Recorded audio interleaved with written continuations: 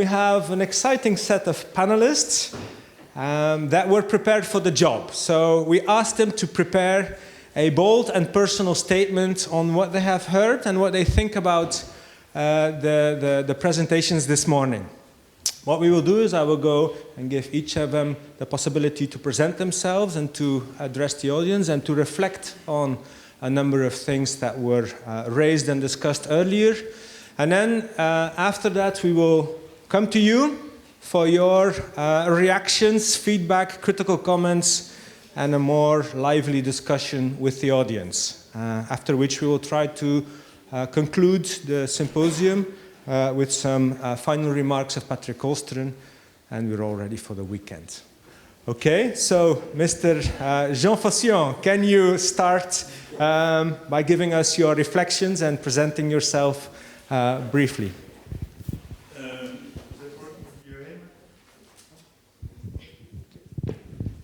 Hello, good afternoon. Thank you, Carl. Well, actually, I'm a bit wondering what I'm doing here because I'm not a scientist whatsoever. I'm just a finance guy. A chartered accountant, as you call in the UK, an accountant, or in Belgium, a bedrijfsrevisor, revisor d'entreprise. And I spent a significant part of my life working with PricewaterhouseCoopers, PwC, which is one of the big four accounting giants. And actually that's how I started to know NTW, because I became, on behalf of PwC, I became the auditor back in the mid-90s. And I remained the auditor, checking their books for 20 years. And when I left PwC, when I retired from PwC, they were nice enough, because they considered I was not enough to do, to ask me to join the board of NTM. And it's, I mean, all that to say, and more seriously, that really, I mean, I saw them working for 20 years, and now I'm part of it, but selecting the projects submitted by the researchers, submitting them to the scrutiny of the scientific committee, independent scientific committee, following up closely the projects where they were ongoing, and always being attentive, and that's important, to the researchers. But at the same time, and I was a bit behind it, demanding in terms of cost justification, because I needed to check the paper. So, and demanding in terms of outputs of the research. As Denis Goldschmidt explained this morning, the results were exceptional, given the money invested. 40 research projects, roughly, supported 30 PhDs, hundreds of publications, and all that for €1.5 million. I guess if you would tell to any university, give me €1.5 million and I give you 40 PhDs, I think they will all sign up probably. So the NTW model, if I can call it that way, was smart, efficient, productive in terms of contribution to the resolution of the nutrition problems, independent, that's important, and clearly responding to the needs of the researchers from the global source. Having said that, it was a weak model, financially speaking, because we have now to stop. Because we were essentially relying on private donors. And since we were all volunteers, we're talking about a handful of people around the table. I mean, there are limits to what we can do, to the network we have, to the people we can contact. So it's a bit a pity. But we need to stop, or at least put NTW in the fridge for some time, except if somebody raised their hands and has money. It's because so much more could have been done.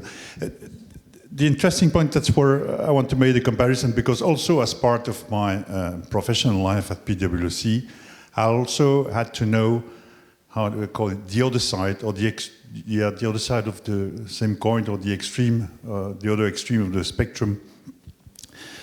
Because I was running for several years an audit framework contract for DG DEFCO.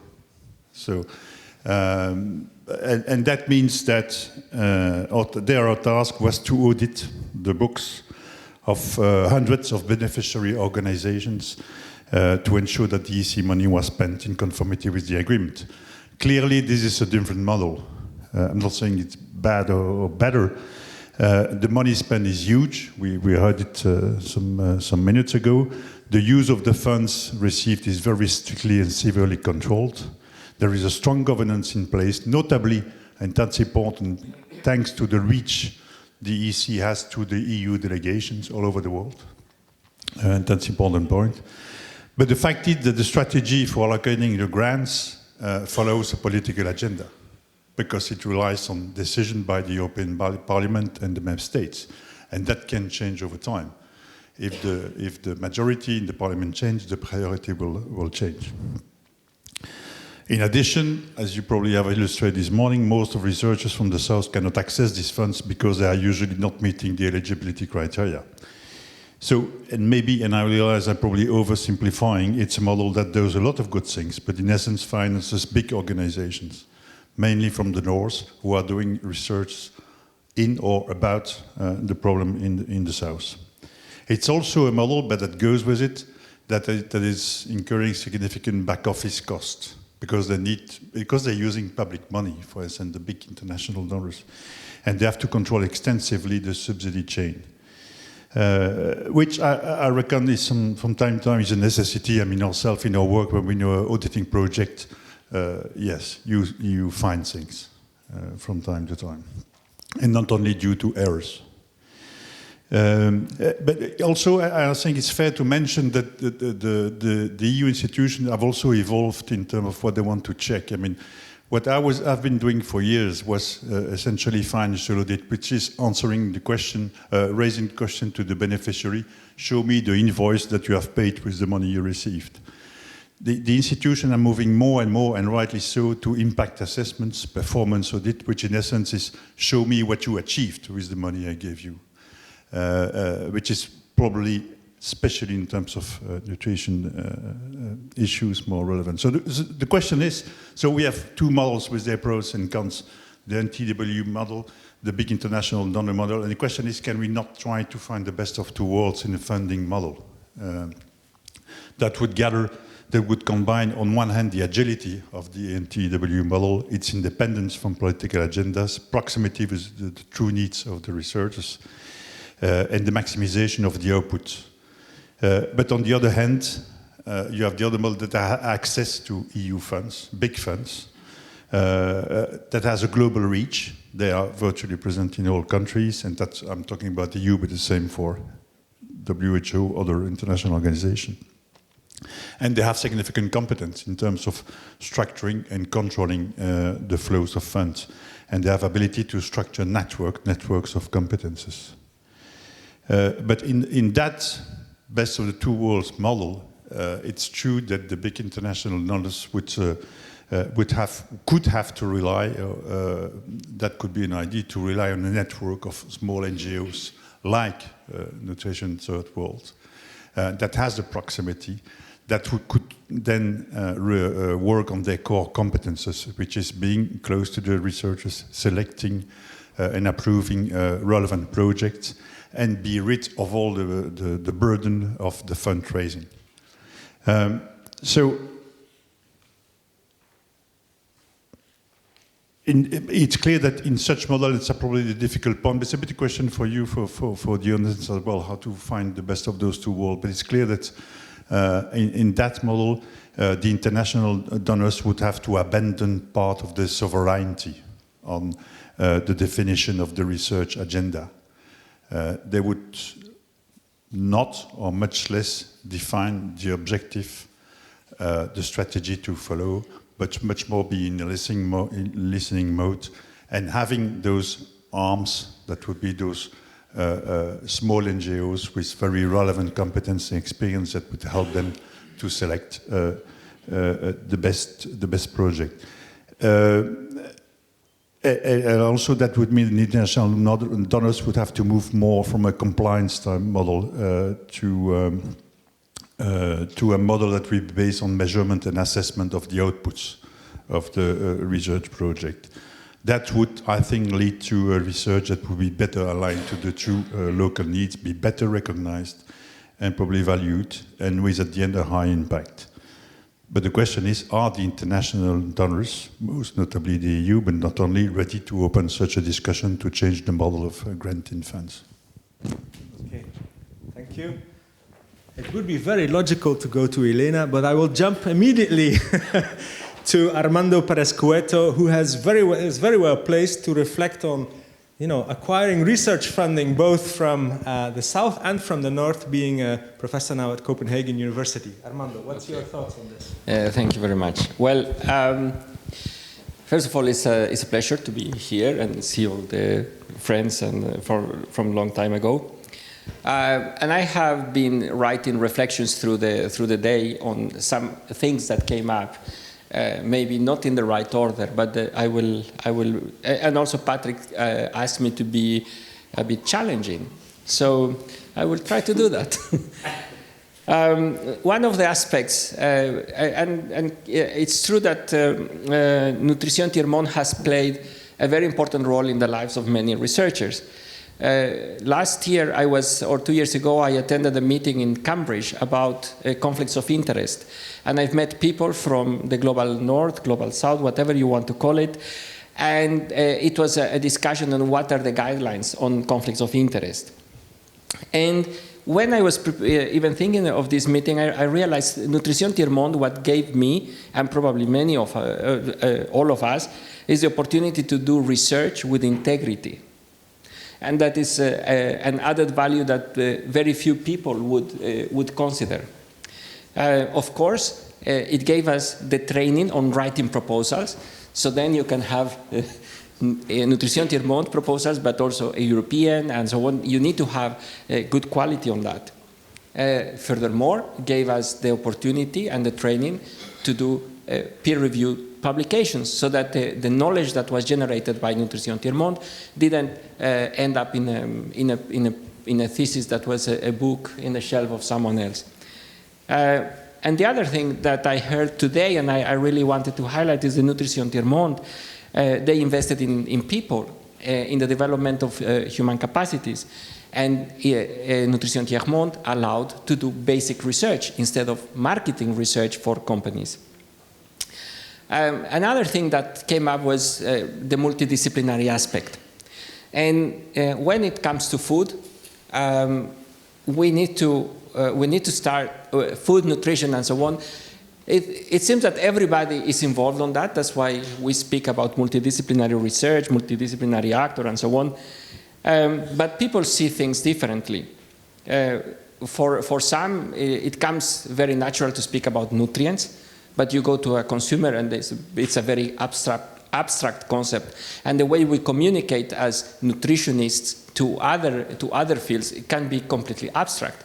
And maybe we need to start thinking, how do we make the conversation easier? And we put it, I would say, in food-based terms, because at the end of the hour, people eat food, not nutrients.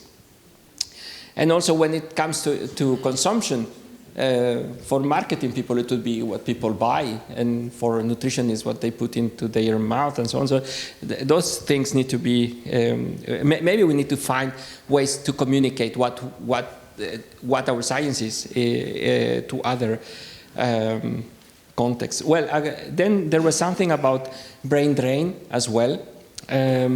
Yes, there is this question: is it good? Is it bad? Blah blah. And I would say it depends on the context, as what we have heard, because, and I want to quote the words I heard from Charles-Edouard de Suremin in 2001.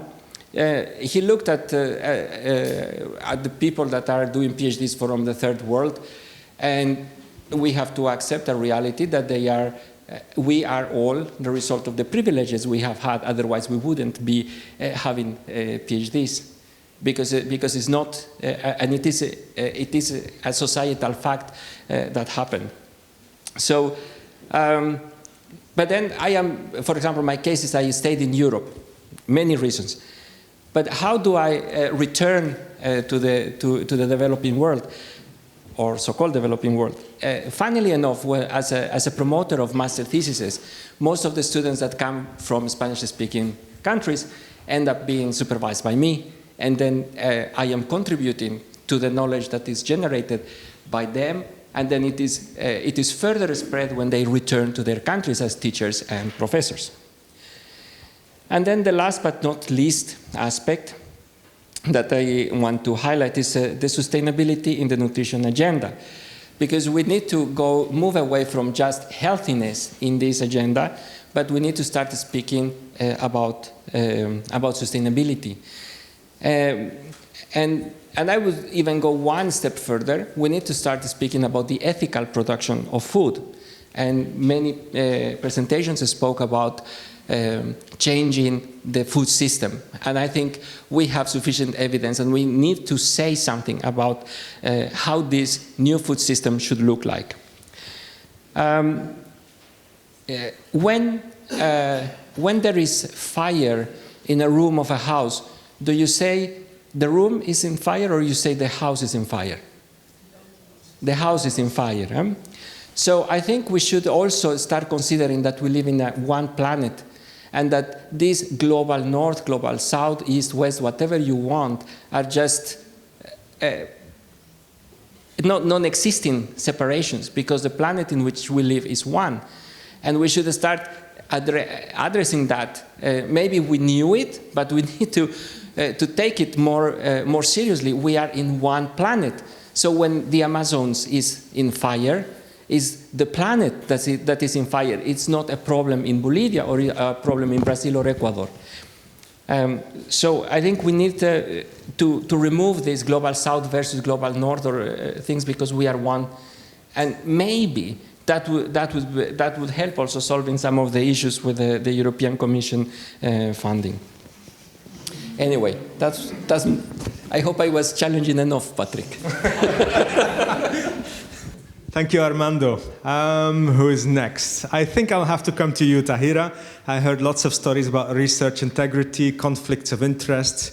I think I want to hear what the WHO is saying. Can you briefly introduce yourself and then react to what they said?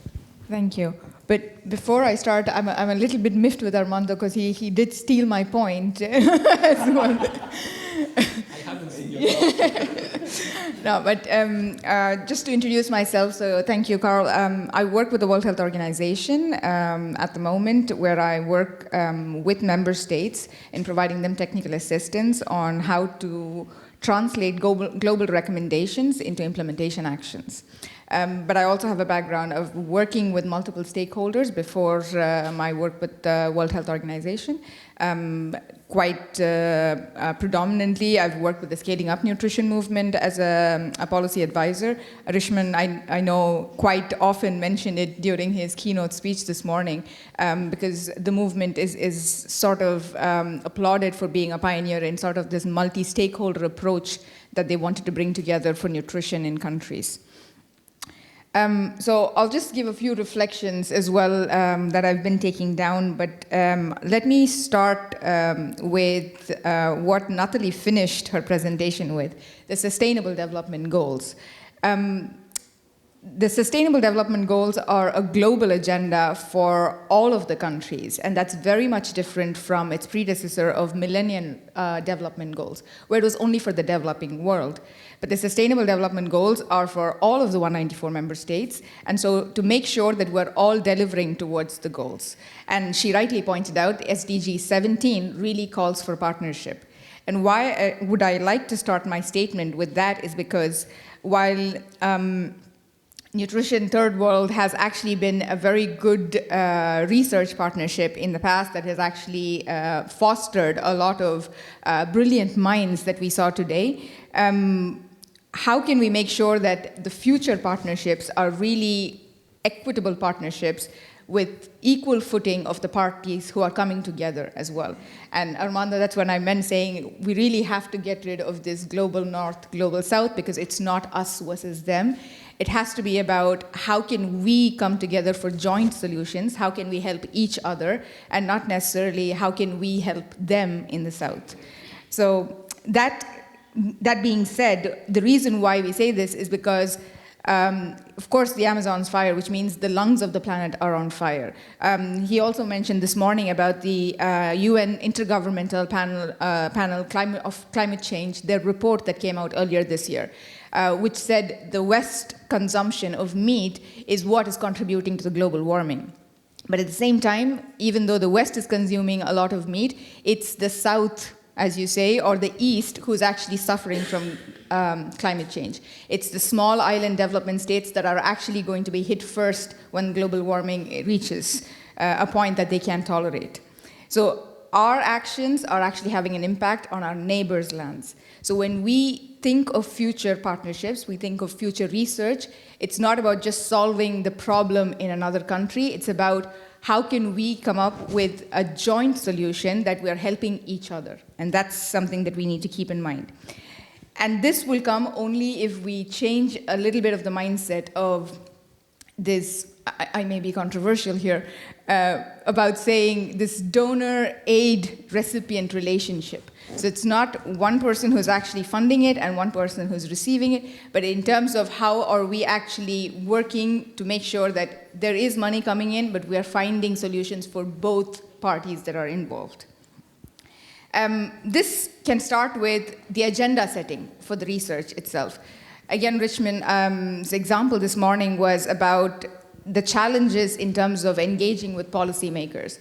Because if the person who wants to start a grant and if has a little bit of seed money and then they're interested in the research, oh, we have this money, we would like to work on this topic, how can you make sure that you can, is your university interested? But if it's something that is not a national need, if it is not a crisis that a policymaker wants to address, they are not going to be interested in the results that you're even going to present, unless the policymaker is actually involved in the agenda setting. There has to be an equal commitment from the government to say, yes, this is something that is a problem for us. We want to make sure that we are matching the finance that's coming in as a seed grant. So then they're committing themselves to sustain the activity even after the grant is over. They're committing themselves to use the results for their own policy making. So that is something that donors are often very much interested in. It's not about this one-off project that we come in, you do your work, and then once the money goes away, the project is also ended.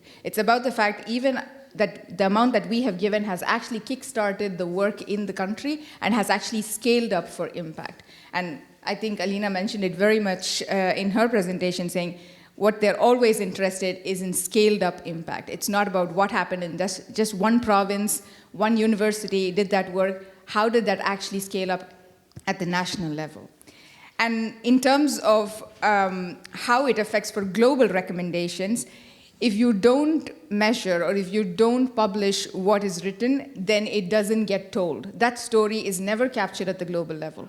The only stories that we keep hearing or the only stories that are published will shape the future global recommendations as well. And that can be very problematic because of the fact saying, I can give you the example of infant and young child feeding, for instance. Quite often the recommendations that come out are always being, they tend to be a little bit controversial. They tend to be, some countries tend to complain saying, oh, but these are very South-focused. It's only a problem in the developing nation.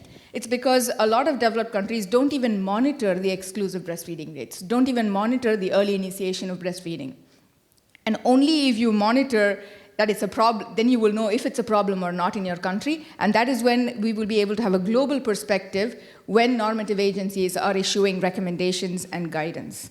So if you don't measure, it doesn't get done. If you don't do it, then their story doesn't get told as well. I think one last point that I would like to make in terms of future partnerships is, I think Alain mentioned it a bit earlier, as to how surprising it was that some of the researchers who did come back from West Africa were able to bring back the message of how far progressed they are in terms of virtual learning. And that is something that should be built in. This peer-to-peer learning component needs to be built in, saying when there is a true equitable research partnership, what are both parties gaining from? What are we as a donor, or what are we as someone who's providing the grant actually benefiting from that knowledge that's being generated? So it's not something that is a solution only for one country, but how can it actually be shared across regions and across countries as well? So I think that would really help us to come up with more global solutions rather than just what's happening in one country. I'll end it with that. Is that okay? Thank you, Tahira. Elena, the stakes are high. I think some challenges were raised: the financing models, the equitable partnerships, the global versus local solutions. What's your perspective? What can the EU do, and where are the limits? Thank you. Actually, I can talk more about the development cooperation, because I'm not working so much on supporting research and universities. But our models is also always the work with our partner countries. We actually do not use anymore the third countries. We are talking about our partner countries, because we want to build partnerships, and we want them to become owners of, or that they are the owners of the programs and activities we are financing. So actually, our model to work with them is that they are proposing, we are working together on our programming. We always program for several years ahead with the governments of the countries.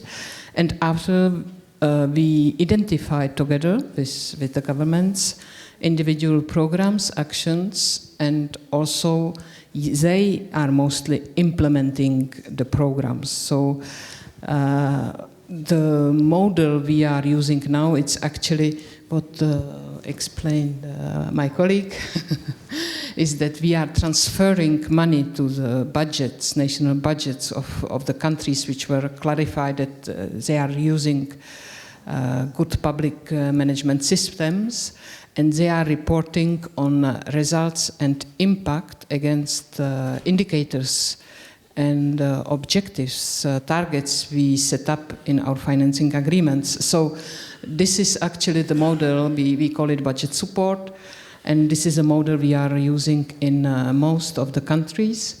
This is also something where, I don't know whether your research, but where we would like to have more evidence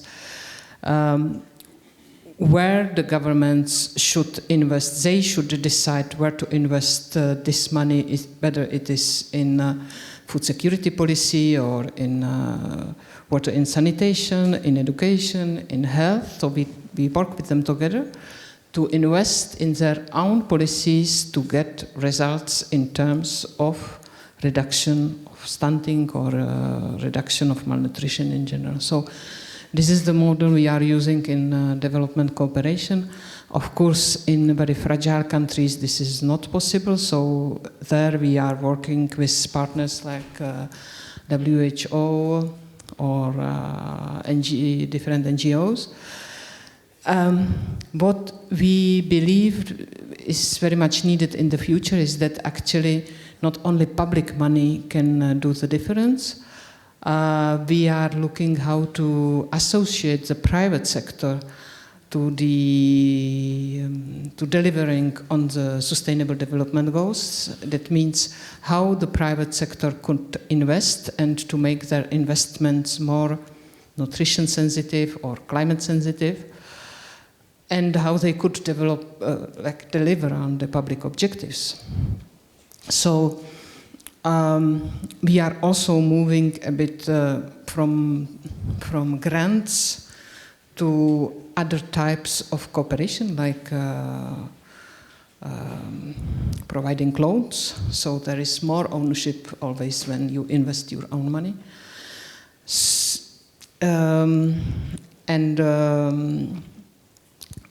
Trying to see how we can attract private investment, not only national government's investment, but private investments to the public goals related to nutrition. I think what was also very important, what was said that about the political objectives in terms of changes in the European Union. You know that there were elections, so the European Commission is changing.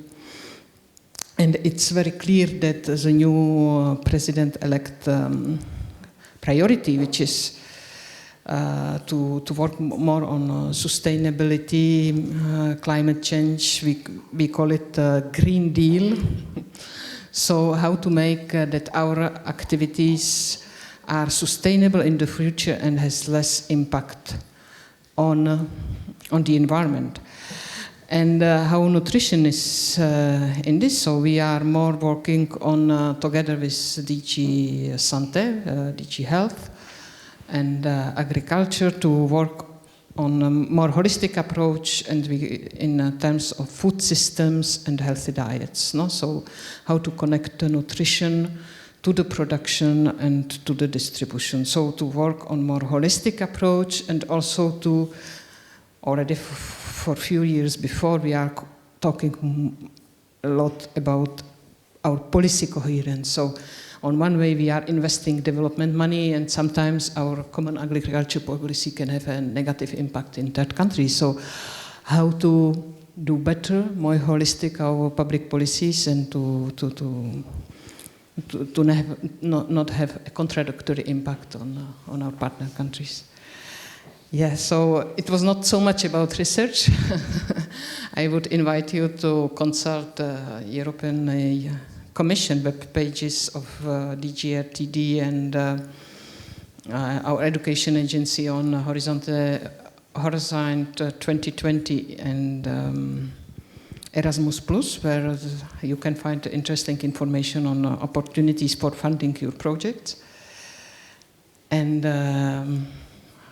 wishing good luck. Okay, thank you, Elena. Eunice, I give you the last word. You have the opportunity. You're a researcher from Benin. You can destabilize everything. What's your critical view on what has been said? I think I'm the one who is destabilized, because what I've been told before coming here is think of how we could work north-south, what are the challenges, and I've been thinking about that and structuring things, my thoughts. And from what I've heard since this morning, I mean, I've heard so many interesting facts and ideas, so I'm destabilized. I'm Eunice Nago from the University of Abomey-Calavi in Benin, a former student of Patrick. I may say, I need to say that my PhD research was initiated thanks to a grant from Nutrition Third World.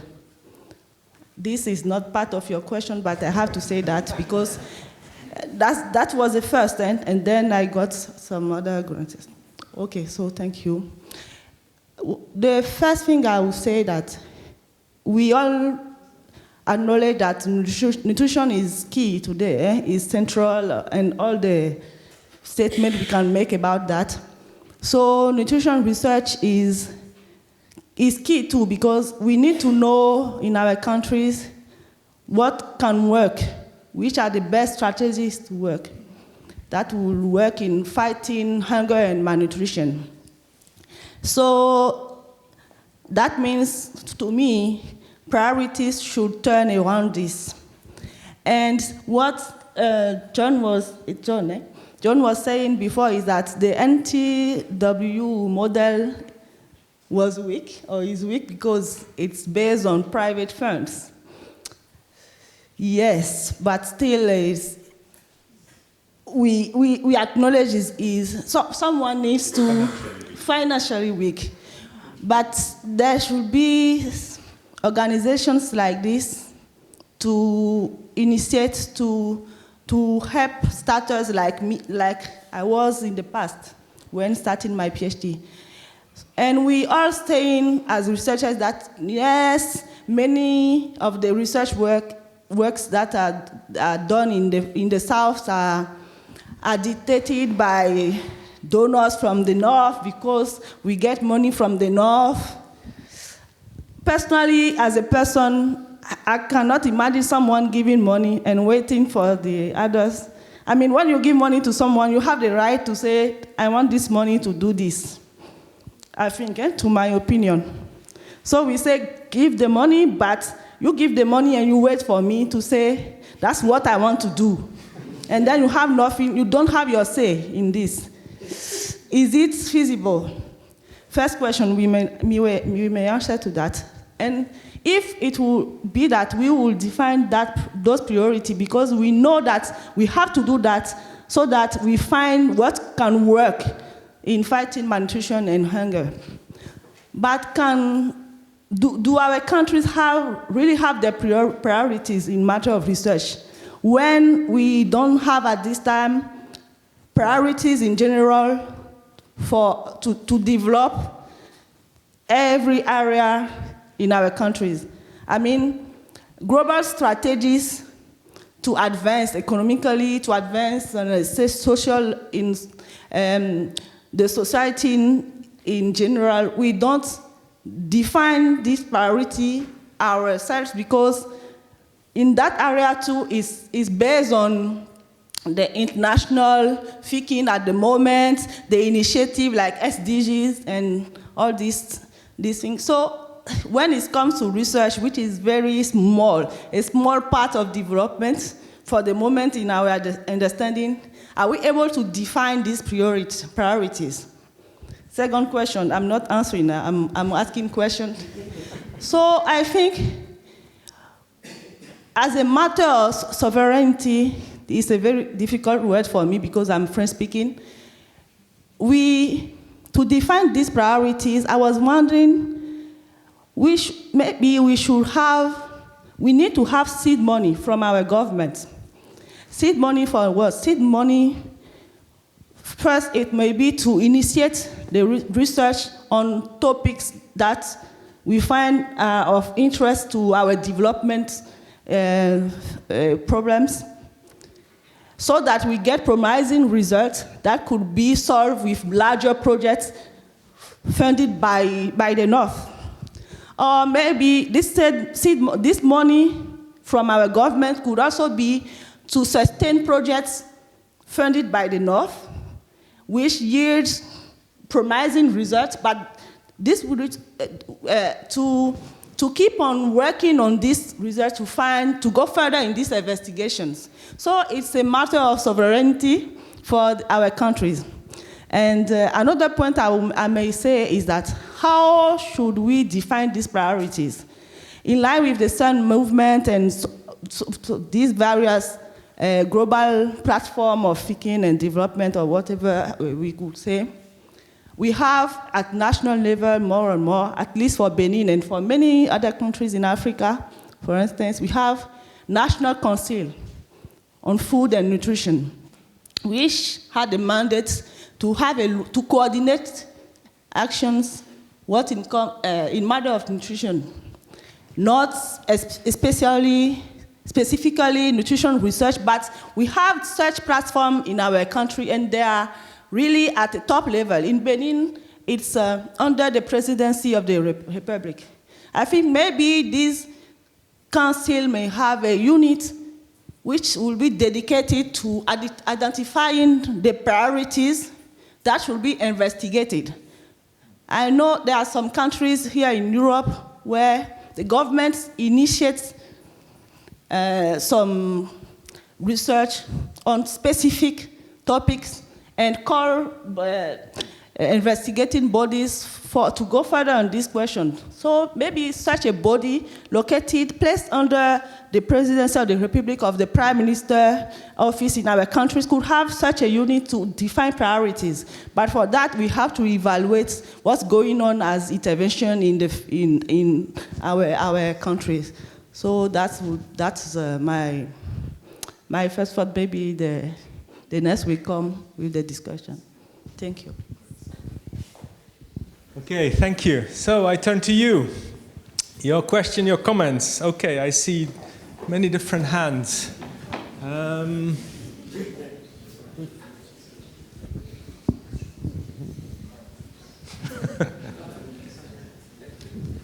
ahead, Richmond. All right, thank you very much. And as you speak, I am thinking about the political issues we talked about this morning. Because it's sort of like we are a bit sad that Nutrition Third World is, being put on hold because there's not enough funding. But it all comes back also to this issue about sustainability. What kind of vehicle would really get bright young scientists being able to pursue the kind of research that they need to start their careers? And it's not only just about them, but also the kind of impact that they can make. And I see how we sort of have become dependent on one aspect, but I see that it's supposed to be a table that has multiple legs. And because one leg looks like it's permanently broken, and that is the local funding and support that should be coming from our governments, we sort of have left that aside. I think that whilst we think about what alternatives, we should latch on to opportunities, like the fact that now African governments, through some of the work that the Sun Movement has been doing, but also through this mechanism of African leaders for nutrition, should be advocating, especially those of us who have benefited from mechanisms like this, and say, you can't have people like us if we don't invest in it. We don't only want people to say they are advocates and they stand in the limelight and make commitments, but you don't invest in the people who will make it work. No matter how many initiatives you start, if you don't have well-trained people, it's not going to work. My suggestion, in addition to what you're saying, is that those of us who have received benefits like this, every opportunity we get, we should use it, advocate for local country level support for training, but also at the regional level. At least for the African setting, I think it is ripe and it's a low-hanging fruit that we need to start looking at. Thank you. Okay, does anybody of the panel wish to react to this statement? Yes, Tahir. Thank you. I completely agree with Richmond. I think a future partnership in terms of seed grants should be seen as a springboard model. And you're absolutely right, because even just looking at, you mentioned the WHO targets. For those of you who are not familiar, the World Health Assembly agreed on 6 global nutrition targets on reducing stunting, wasting in children under 5, anemia in women in reproductive age, reducing the rates of low birth weight, increasing the rates of exclusive breastfeeding, and so on. So just to achieve these 6 global targets, there is a requirement for investment of, on an average of about $7 billion US annually for the next 10 years. But just the current financing, just the donor financing alone, if it continues, we will never be able to achieve that target. But let's also be clear that current donor financing is only declining because the global growth is slowing down, overseas development assistance is declining. The only way we can even come close to achieving these targets is only if domestic finance increases, which means to say, as part of these springboard models, it has to be written in as a mandated rule to make sure that the government actually commits to invest as well. They need to prioritize for this research, for the outcomes of that research to be built into the policy, to be built into their investments as well. Otherwise, we will never be able to leverage the outcomes of the research. We will never be able to put into action what we find out from the research as well. Okay, that was Diego. Yes, please. Okay. Yes, thank you for the speakers of this part. Thank you for observation and comments. Two of you touched the topic of meat consumption. We all know that it is full of externalities in there. I have a different thesis, I think, in environmental issues with that, but my basic question is a direct question for Mrs. Tahira Mustafa, is what is the position of the WHO with meat consumption, specifically red meat?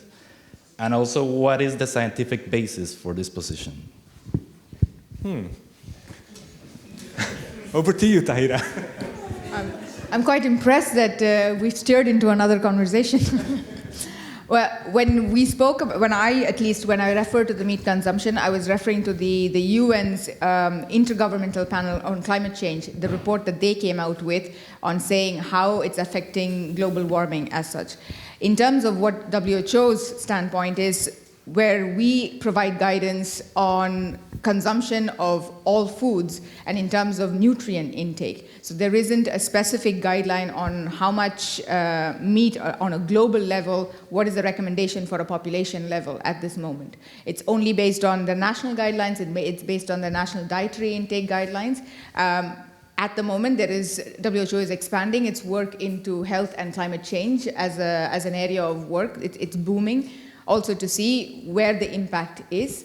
But I'm afraid I cannot give you an answer on what the WHO's scientific base is, because they don't have a position on who should eat meat and who shouldn't eat meat.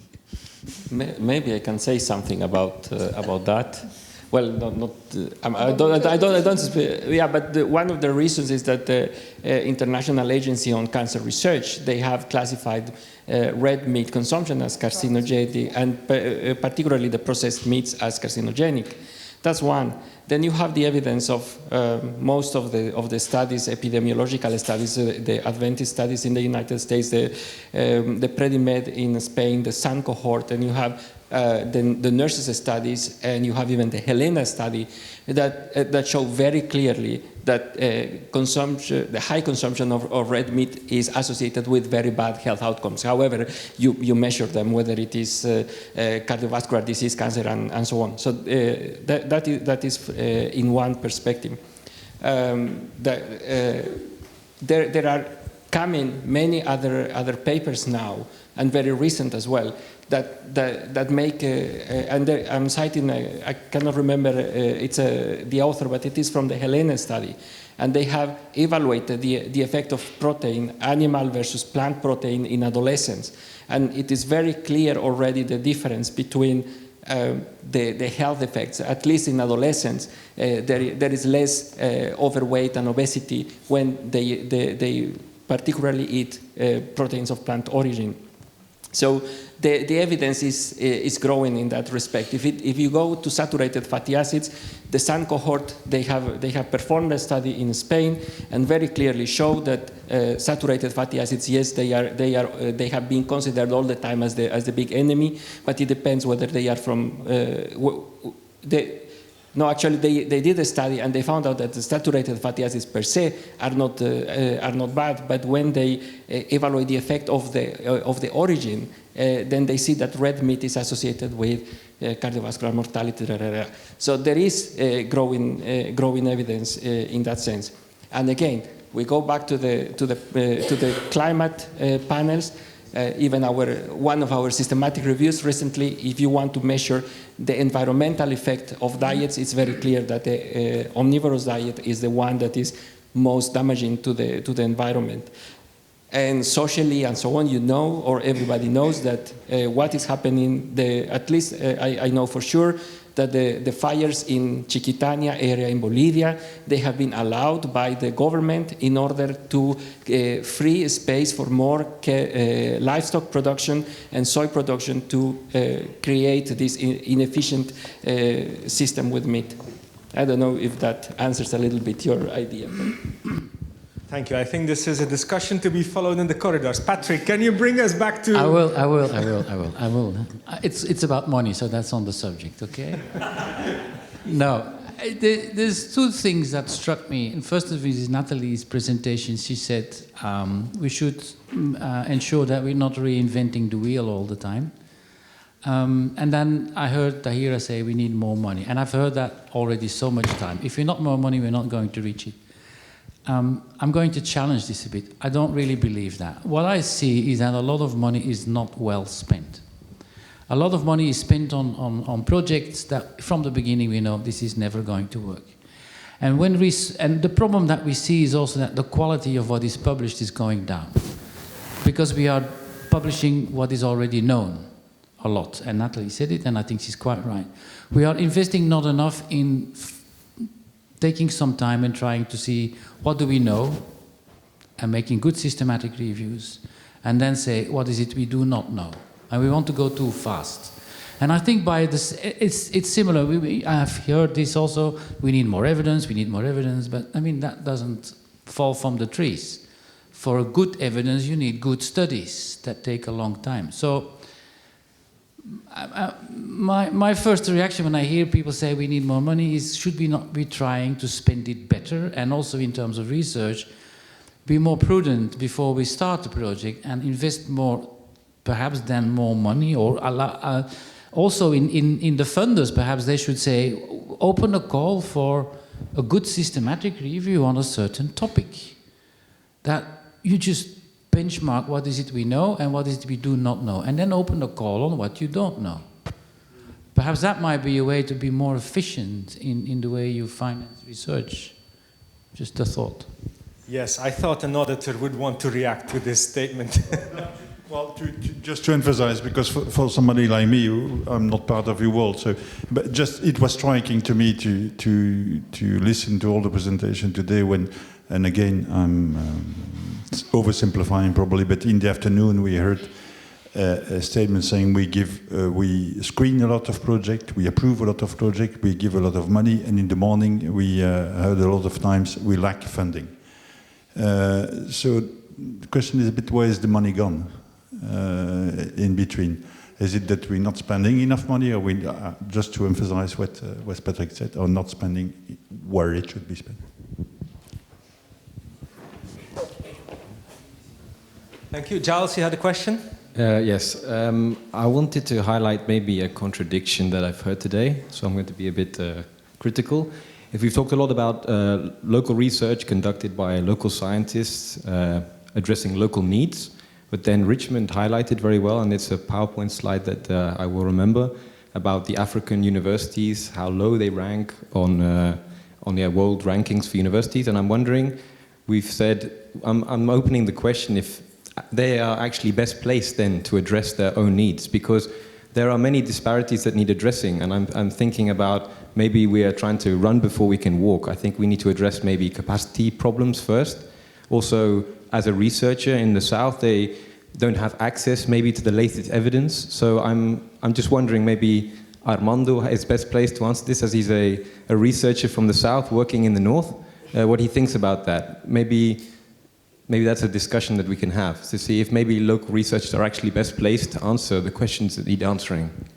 Okay, that's a challenging statement. Perhaps somebody in the audience would also like to answer, because it's not only the expertise who is here.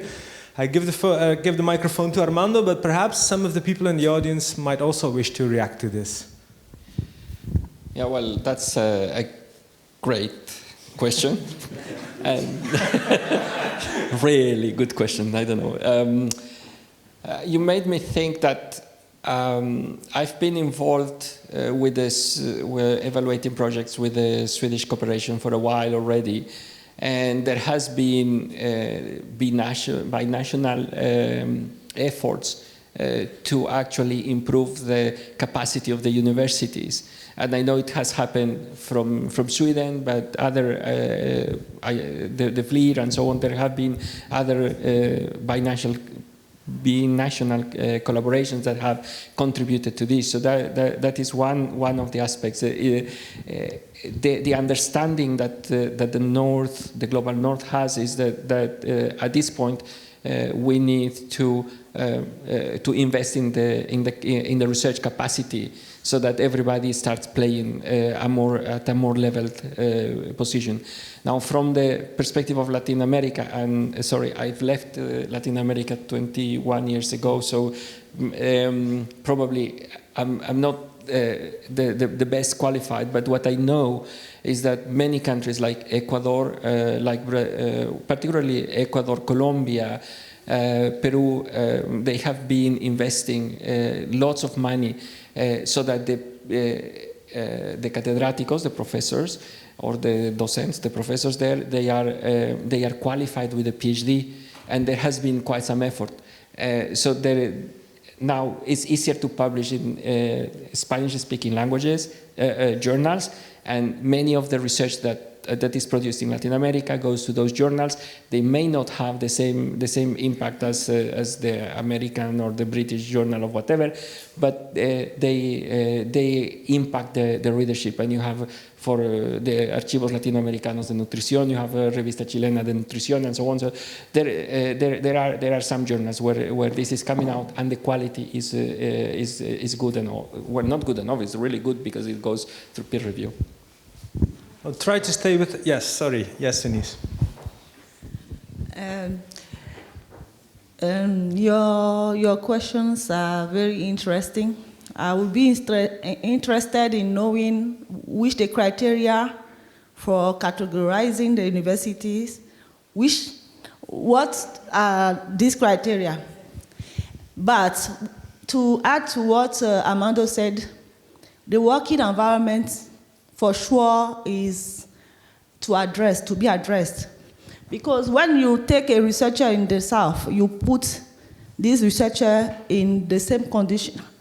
Let's say you take me in Benin, you put me in the office of Patrick for 3 months, I will do much more than 1 or 2 years in my country. And I remember in the survey project, the working environment was one of the elements, the factors that researchers highlighted as being hampering the research outputs. So the working environment, I think, and added to the working environment, technical capacities, and we could not quote all this, but so the criteria are important, but we need to address issues of working environment. When I go to my office, I could tell you maybe I have 20 times a day power cuts. You work in 5 minutes, power cuts. And then you start working again, power cuts. At the moment you say, no, I'm not here to work, let me just receive students and talk. Internet connection, the working environment, I have to highlight that. I just want to also react on that. I completely agree with Eunice because of the fact saying it's not just about the fact saying that the North knows best, because it's not about the fact saying, oh, there aren't any skills. In fact, it was just last year, but before, I think it was highlighted this morning about the noble principle behind which Nutrition Third World was actually created. To say that there were several research that was actually getting published about work in other countries with no involvement of authors from that country itself. And that was a problem 35 years ago, and that is why Nutrition Third World was created, and a lot of good work has been done. But we are 35 years in, and that still continues to persist. It was just last year, the Lancet Global Health actually published an editorial about getting rid of this parachute research, or parasite research, if you want to call it, where a researcher drops into a country, takes advantage of the personnel, the patients, the resources, works with the people, and then takes off from that country, goes home and publishes in a high-quality journal with no credibility or no acknowledgement of the people who actually did the work, that people who actually collected the data. It's about investing in the enabling environment. It's about investing in the infrastructure. And I'm not saying that is the work of the North, but that should be something that you should work with the government to make sure that they invest in their own researchers. It's not a matter of skills for me. That's my take. Okay, thank you. I think this is an interesting discussion that I would like to pursue. There are many people that want to react. Victoria, are you reacting to this statement? I'm reacting to this, yeah. Okay, can you make it short, because there are many hands that want to say something. That's fine. This kind of brings back to the question that I asked earlier, and that is, we're investing a lot into knowledge and PhD, but what investments in progress should we make in investing into technology transfer? Because we faced this in a previous job I worked with as well. They had the knowledge and capabilities, but they were in India, and so we invested time and money to send our researchers there and to send their researchers to us to invest in the technology transfer of how to do certain assays so that it could be done with high effectiveness. And so should we be investing in this as well, in addition to, you know, the PhD candidates and such, so that these universities, you know, might go up in their rankings and credibility? Okay, thank you. Before I give the floor back to you, Rose, you had a question. Yeah, not really a question. I just want to follow up on the comment on the university and the local researchers. So I work for IFPRI, and I'm based in Senegal, in Dakar, and I'm coordinating a big research project across West Africa. So what we did as a research exercise is look back at all the publications about WHO targets over the past 10 years in the region. And then we did a social network analysis across all authors, and so all primary author and then co-authors. And I guess this highlighted two different issues. One is, for example, if you look at the degree centrality, that Patrick Colstern, who we all know, is our top linked researcher, which is great, but then very often across the West African. So you see that all the links are always with the North, which obviously funding comes into play, I think. So the EU funds, you want partnerships, it's always North-South. This is very often preferred as well by Southern researchers, I would say, or Southern-based researchers. And then we also saw a very big distortion between Anglophone and Francophone countries and collaborating together. And even then, so like Nigeria and Ghana are two very, you know, they're publishing countries, they've got good universities, but there's not a connection between those two countries, or there's no authors collaborating on those. So I just want to, I mean, results are not out yet, but I think it's sort of based on what has been published, regardless of the quality, there's still that disconnection between, and the language issues, obviously, and then what Eunice was saying. But I think there's also the value of thinking through financing and the value of what Patrick has been doing, just bringing, you know, if you look at everyone in the room, bringing all of these researchers together, it sort of, you know, it initiates a snowball process where people get to know people, and maybe South-South collaborations have been, I'm quite sure, I know for a fact that these have been established. And so I think that's also a responsibility from local universities to continue working on that. So just to... Okay, thank you. I have a last intervention from Nathalie, and then perhaps, if any, a reaction from the panel. So just a comment about these people also. First of all, I think I'm just bringing the voice of our successful grantees, mainly those who were trained in the South with the PhD, and trained by people who were trained here for the PhD and going back home. We don't really want to do this divide, North and South. Our people there, from the South, trained there, we agree they are capable to define their priorities there. But coming to science, it doesn't mean that they should exclude people from the North. There should be now an ethical way, equitable way to work together. If you from the North, you from the South, interested to work together, you have to define the condition of working. As I said in my publication, in my presentation, co-publication, you have to define responsibility, accountability together. And also, if it goes beyond that, you have also to see how it will be shared, the benefits. But they really want to have collaboration. If they were trained in the South, they want to have opportunity to be exposed to international context.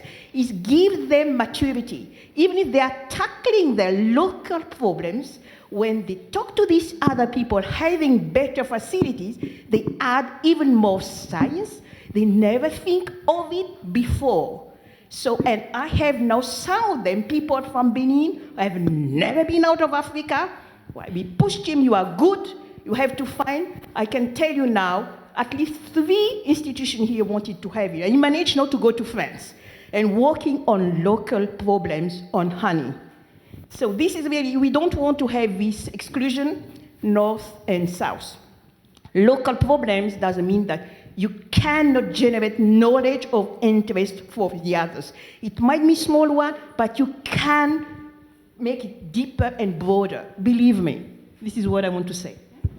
Okay, while walking to the panel, just want to flag that there's an initiative that I think might be very useful to mention. It's called COHRET. It's the Council for Equitable Partnership in Health Research, which gives certification to institutions that commit to work in equitable partnership with researchers. Is there anybody in the panel that wish to react? If not, I think there are many interesting topics raised. If not, then just a hand of applause for the panelists. Thank you very much.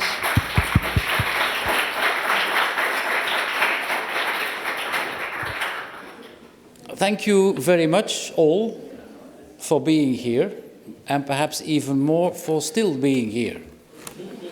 My experience is that when you organize a day like that, you see the audience trickling out slowly, and by the end of the afternoon you have a few people here sitting in front, the diehards that feel very much obliged to stay, but I mean, I see it's still full. Before we go on, I would like to thank all the speakers, and I have a small little present for them, but I mean, I see they're all going to go. So Marianne, can you go and get it?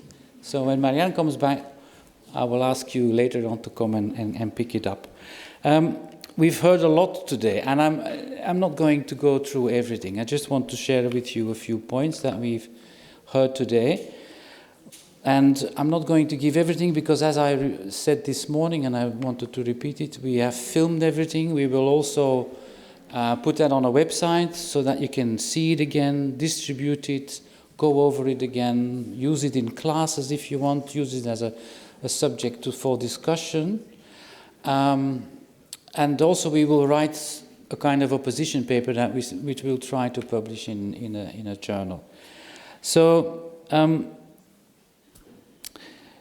yes, the first thing that I hope you agree with me, I'm biased, of course, because I've been with Nutrition Tiers-Monde for so many years, or Nutrition Third World, but I think the value model is something that we have appreciated very much. It's not only just vetting protocols, it's also providing support, capacity building, but also maintaining contact with the previous grantees, which we have been able to do because we didn't have hundreds of them like IFS, so we could do that. So, but that creates a kind of a very special rapport between everybody.